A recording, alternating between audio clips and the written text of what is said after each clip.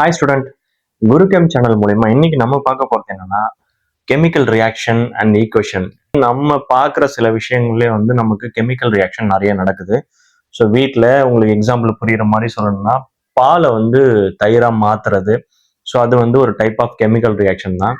காற்றுல லாக்டோபேசிலஸ் அப்படின்ற ஒரு பாக்டீரியம் இருக்கும். நீங்க பாலை காய வச்சு அந்த ரூம் டெம்பரேச்சர்ல நீங்க வச்சீங்கன்னா காத்துல இருக்கிற அந்த பாக்டீரியம் வந்து அந்த பால்ல உட்காந்து இந்த லாக்டோஸை பாலை லாக்டிக் ஆசிடா மாத்தி விடும். அதுதான் வந்து நம்ம சாப்பிட்ற தயிர்னு சொல்லுவாங்க. ஸோ ரெண்டாவது ரியாக்ஷன் நம்ம பார்த்துருப்போம். நம்ம வீட்டில் ஜன்னல்ல கதவுல இருக்கிற இரும்புலாம் பார்த்தீங்கன்னா துரு பிடிக்கும். அதை நீங்க பார்த்துருப்பீங்க. இது டைப் ஆஃப் ஒரு கெமிக்கல் ரியாக்ஷன் தான். ஆக்சுவலா என்ன ஆகும்னா ஃபெரிக் இரும்போட ஸ்ட்ரக்சர் பார்த்தீங்கன்னா உங்களுக்கு எல்லாருமே தெரியும், Fe அப்படின்னு சொல்லுவாங்க. சரிங்களா? அந்த ஃபெரிக் என்ன பண்ணும் அப்படின்னா காத்துல இருக்கிற வாட்டர்ல இல்ல மழை பெஞ்சாலோ இல்ல காத்துல இருக்கிற ஈரப்பதத்துக்கு கூட ரியாக்ட் ஆகி அதுல இருந்து ஒரு ஆக்சிஜன் மட்டும் அது கூட சேர்ந்து Fe2O3 அதாவது ஃபெரிக் ட்ரைஆக்சைடா மாறும். ஸோ இதோட பேர் என்னன்னா இரும்பு துரு பிடிக்கிறது. இது வந்து ஒரு type of chemical reaction.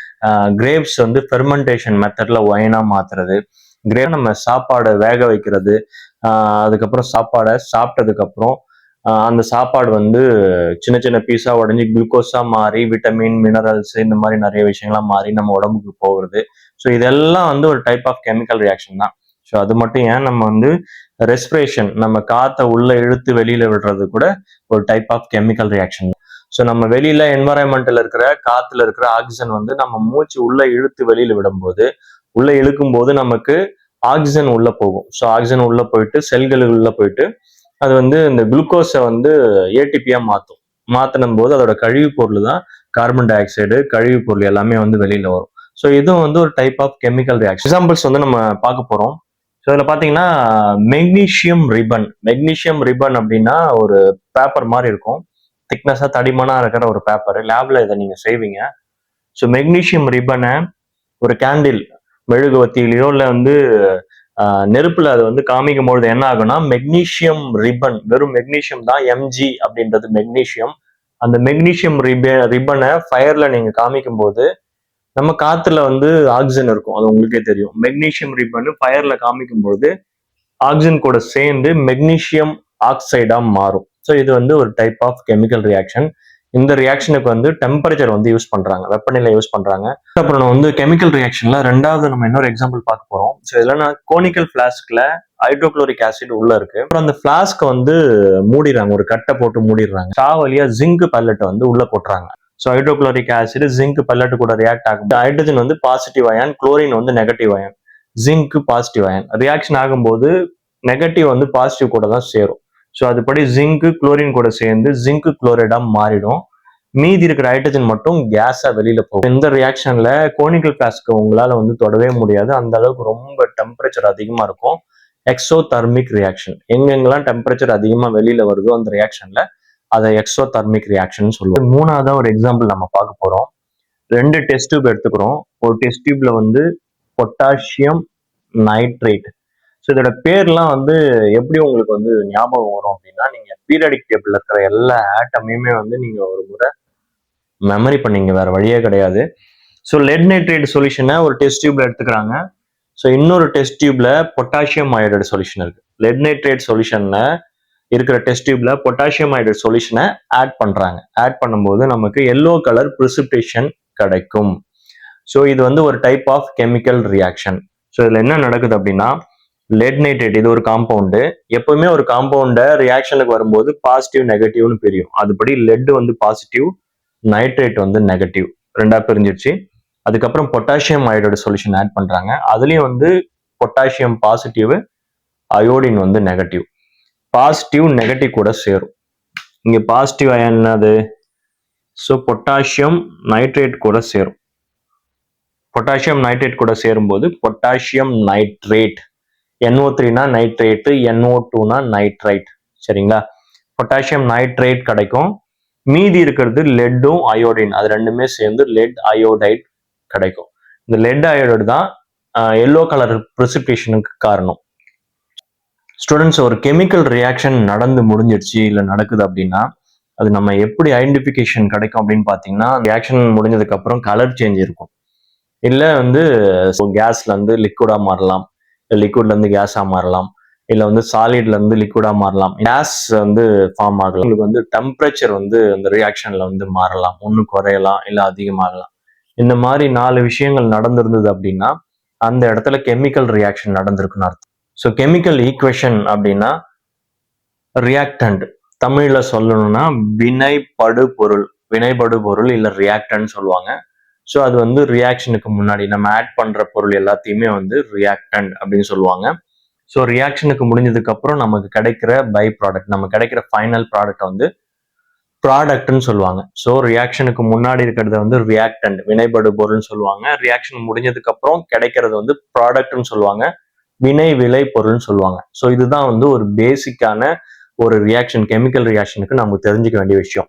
So ரியாக்ஷனுக்கு முன்னாடி ரியாக்டன்ட், ரியாக்ஷன் முடிஞ்சதுக்கு அப்புறம் கிடைச்சது வந்து ப்ராடக்ட். எழுதும்போது மெக்னீசியம், ஆக்சிஜன் அப்படின்னு சொல்லிட்டு லெட்டர்ல எழுதுறதுக்கு பதிலாக இந்த மாதிரி ஈக்குவேஷனா எழுதுனீங்கன்னா பெஸ்ட். ஸோ ஈக்குவேஷன் எழுதிட்டு அதுக்கு கீழே வந்து என்ன நேமோ அதை எழுதுருங்க. இப்போ இதுக்கு கீழே வந்து மெக்னீசியம் அப்படின்னு எழுதணும், ஆக்சிஜனுக்கு கீழே வந்து ஆக்சிஜன் எழுதணும். ரெண்டுமே ரியாக்ட் ஆகுது. இங்க ஹீட் நம்ம ஆல்ரெடி பார்த்தோம்ல, டெம்பரேச்சர் மெக்னீசியம் ரிப்பனை வந்து ஹீட் பண்ணோம் அப்படின்னா மெக்னீசியம் ஆக்சைடு கிடைக்குன்னு பார்த்தோம். அந்த ரியாக்ஷன் தான் இது. ஸோ மெக்னீசியம் ஆக்சிஜன் கூட ரியாக்ட் ஆகுது பை யூசிங் டெம்பரேச்சர், வெப்பநிலை. ஸோ இந்த மாதிரி சிம்பிள் போட்டாங்கன்னா டெம்பரேச்சர்னு அர்த்தம். அங்கே ஹீட் அந்த ரியாக்ஷன்ல இன்வால்வ் ஆகுதுன்னு அர்த்தம். ஸோ டெம்பரேச்சர் மூலயமா மெக்னீசியம் ஆக்சைடு கிடைக்கும். ஸோ இது வந்து ஒரு பேசிக்கான ரியாக்ஷன். ஸோ கெமிக்கல் ஈக்குவேஷன்ல முக்கியமான டாபிக் வந்து பேலன்சிங் அல்ல நம்பரிங் அப்படின்னு சொல்லுவாங்க. ஸோ பேலன்சிங்னா என்னது? நம்ம பேலன்ஸா இருக்கணும். ஒரு பக்கமும் இந்த பக்கமும் ரெண்டு பக்கமும் வந்து அந்த தராசு தட்டு மாதிரி ஞாபகம் வச்சுங்க. பேலன்சிங்னா என்னன்னு சொல்லிட்டு, ரியாக்ஷனுக்கு முன்னாடி நம்ம ஆட் பண்ற பொருளோட எண்ணிக்கை, ரியாக்ஷனுக்கு முடிஞ்சதுக்கு அப்புறம் கிடைக்கிற ப்ராடக்ட் இருக்கு பாத்தீங்களா, அதுல இருக்கிற பொருளோட எண்ணிக்கையும் வந்து சமமா இருக்கணும். அதுதான் வந்து பேலன்சிங் சொல்லுவாங்க, இல்ல நம்பரிங் சொல்லுவாங்க. இப்போ மெக்னீசியம் ஆக்சைடு ஏற்கனவே நம்ம பார்த்த ரியாக்ஷன் தான். மெக்னீசியம் ஆக்சைடு கூட ரியாக்ட் ஆகுது, மெக்னீசியம் ஆக்சைடு நமக்கு கிடைக்குது. இது வந்து ஒரு ரியாக்ஷன். ஸோ இந்த ரியாக்ஷன்ல நம்பரிங் கொடுக்கணும். நம்பரிங்னா அம்புகுறிக்கு முன்னாடி ரியாக்டன்ட் வந்து ஒரு மெக்னீசியம் நீங்க எடுத்துக்கிட்டீங்கன்னா ரியாக்ஷனுக்கு முடிஞ்சதுக்கு அப்புறம் கிடைக்கிற மெக்னீசியத்தோடைய குவான்டிட்டி ஒண்ணுதான் இருக்கும், நம்பர் ஒண்ணுதான் இருக்கும். இந்த பக்கம் 10 எடுத்தீங்கன்னா அந்த பக்கம் 10 இருக்கணும், இந்த பக்கம் 5 எடுத்துட்டீங்கன்னா அந்த பக்கம் 5 இருக்கணும். அதுதான் கான்செப்ட். ஸோ மெக்னீசியம் இங்க ஒண்ணு இருக்கு. ஸோ இங்கேயும் ரியாக்ஷன் முடிஞ்சதுக்கு அப்புறம் கிடைக்கிற ப்ராடக்ட்லயும் ஒண்ணுதான் இருக்கு. ஸோ ஆக்சிஜன் இங்க 2 இருக்கு. ரியாக்ஷன் முடிஞ்சதுக்கு அப்புறம் கிடைக்கிற ஆக்சிஜன் எத்தனை இருக்கு பாருங்க. ஸோ ஒண்ணுதான் இருக்கு. ஸோ அப்ப நம்ம இங்க வந்து 2 இருக்கிறதுனால நம்ம இங்க 2 கொடுக்கணும். நான் நல்லா தெளிவா புரிஞ்சுங்க. இங்க வந்து 2 போடக்கூடாது. இப்படி போட்டீங்கன்னா தப்பு. ஏன் தப்பு அப்படின்னா, ஸோ கடைசி ஆர்பிட்டால்ல எத்தனை எலக்ட்ரான் தேவையோ அத்தனை ஆட்டம் கூட வந்து பாண்ட் ஆகும். அதனால நீங்க இங்க போடுறது வந்து தப்பு, ஸ்ட்ரக்சரே தப்பு அது. அதனால வந்து ஒரு காம்பவுண்ட், இது ஃபுல்லா வந்து ஒரு காம்பவுண்ட்னு சொல்லுவாங்க. ஸோ காம்பவுண்டுக்கு முன்னாடி தான் நீங்க போடணும். ஸோ அதனால இங்க என்ன பண்றோம், நமக்கு 2 ஆக்சிஜன்றதுனால இங்க 2 போட்டோம். ஸோ மெக்னீசியம் ஆக்சைடு, இப்போ ஆக்சிஜனோட அளவு கரெக்ட் ஆயிடுச்சு. ஆக்சிஜனோட அளவு கரெக்ட் ஆயிடுச்சு. ஆனா இங்க பாத்தீங்கன்னா மெக்னீசியம் 2 ஆயிடுச்சு. அதனால என்ன பண்ணுவாங்க, ரியாக்ஷனுக்கு முன்னாடி போட்ட ரியாக்டன்ட்டுக்கு முன்னாடி மெக்னீசியம் 2ன்னு போட்டாங்க. ஸோ நம்பரிங் வந்து மேட்ச் ஆயிடுச்சு. மெக்னீசியம் 2 இருக்கு, 2 இருக்கு, ஆக்சிஜன் 2 இருக்கு, 2 இருக்கு. ஸோ இதோட நம்பரிங் கரெக்டா மேட்ச் ஆயிடுச்சு. ஸோ அடுத்த எக்ஸாம்பிள் இன்னொரு நம்பரிங் பார்க்க ஃபெரிக் எடுத்துக்கிறோம். ஃபெரிக் வந்து என்வரன்மெண்டல் இருக்கிற வாட்டர் கூட இல்ல வந்து மழை தண்ணியில ரியாக்ஷன் ஆகி நமக்கு வந்து ஃபெரிக் ஆக்சைடு கிடைக்குது பிளஸ் ஹைட்ரஜன் கேஸ். ஸோ இது நமக்கு கிடைக்குது, ஏற்கனவே பார்த்த ரியாக்ஷன் தான். இதுல நம்பரிங் நீங்களே என் கூட சொல்ல போறீங்க நம்பரிங்ல. ஸோ ஃபெரிக் வந்து இங்க 1 இருக்கு, அங்க எத்தனை இருக்கு, 2 இருக்கா. அதனால நம்ம என்ன பண்றோம், இங்க வந்து நம்ம 2 போட்டுறோம். இந்த ஃபெரிக்கு முன்னாடி நம்ம 2 போட்டுறோம். ஸோ இங்க மேட்ச் ஆயிடுச்சு. அடுத்தது ஹைட்ரஜன் கிட்ட போகும். ஹைட்ரஜன் இங்க எத்தனை இருக்கு, இங்க 2 இருக்குங்களா, அங்க எத்தனை இருக்கு, 2 இருக்கு. ஓ மேட்ச் ஆயிடுச்சு. அதனால அதை நம்ம விட்டுடுவோம். ஆக்சிஜன் பாருங்க, இங்க 1 இருக்கு, இங்க எத்தனை இருக்கு, 3 இருக்கு. அதனால நம்ம என்ன பண்றோம், ஸோ இங்க 3 போடணும். அதனால நம்ம இங்க என்ன பண்றோம், 3 இதுக்கு முன்னாடி போட்டு காம்பவுண்ட்னு சொல்லிட்டேன். இங்கெல்லாம் 3 போடக்கூடாது, தப்பு ஸ்ட்ரக்சரு. மொத்தமா அதுக்கு முன்னாடி இருக்கிறது தான் போடணும். அதனால 3H2O. இந்த இடத்துல ஹைட்ரஜனுக்கு இங்க ஃபெரிக் ஆக்சைடுல ஆக்சிஜன் 3 இருக்கிறதுனால இங்க 1 தான் நமக்கு இருக்கிறதுனால இங்க என்ன பண்ணிட்டோம், 3 போட்டோம். 3 போடும்போது ஆக்சிஜனுக்கு வேல்யூ கரெக்டா வந்துடுச்சு. ஹைட்ரஜன் பாத்தீங்கன்னா 3 2 6, அந்த பக்கம் பாத்தீங்கன்னா 2 தான் இருக்கு. நம்ம அங்க 6 கொண்டு வரணும். அப்ப என்ன பண்ணணும், இங்க 3 போட்டுணும்.